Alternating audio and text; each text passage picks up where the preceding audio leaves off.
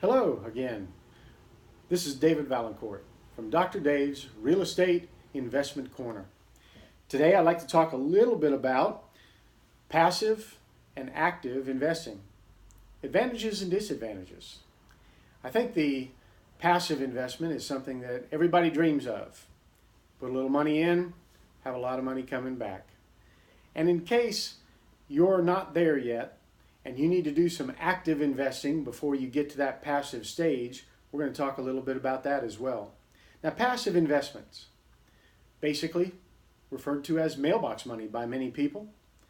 It's where the investor brings their money that they've accumulated from either years of work or other active investments and puts someone else in charge, puts that active investor in charge of delivering those monies to the right investment that will provide that return that they're looking for.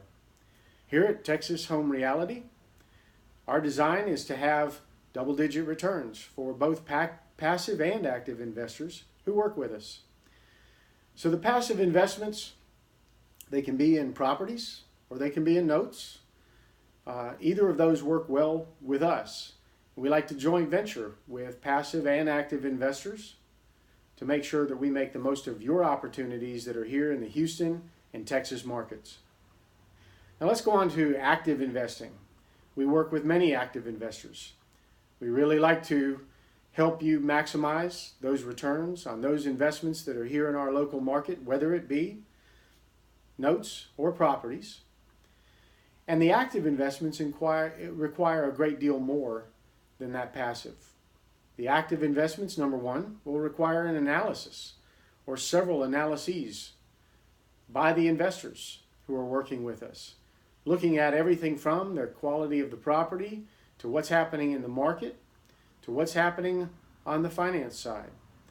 And those things are going to have to be analyzed according to the criteria that the other participants in the deal are looking for. Once the analysis phase is over, we've had an opportunity to identify that the deal is a good deal, that it meets up to the design specifications that we're looking for. Then we have to make the determinations of which money goes in and which money does not. Where does the money go? How much of it can be put toward certain components of the deal? Many things to consider, and those determinations have to be made by whoever that active investor is who's controlling the deal or the joint venture controlling the deal. And then the hard part. While the analyses and the determination and bringing the funds, whether it's your funds or a passive investor's funds, those things can be considerable in time and energy and expertise. The one thing is the work, seeing it through, taking it from the very beginning, closing on the deal at the beginning, acquiring the asset, whatever that asset may be, working through that asset, and then the exit strategy, whatever that might be.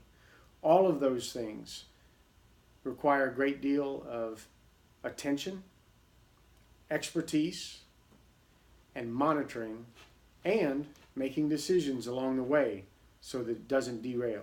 So you maximize that effectiveness of that particular investment. Well, those are very general terms.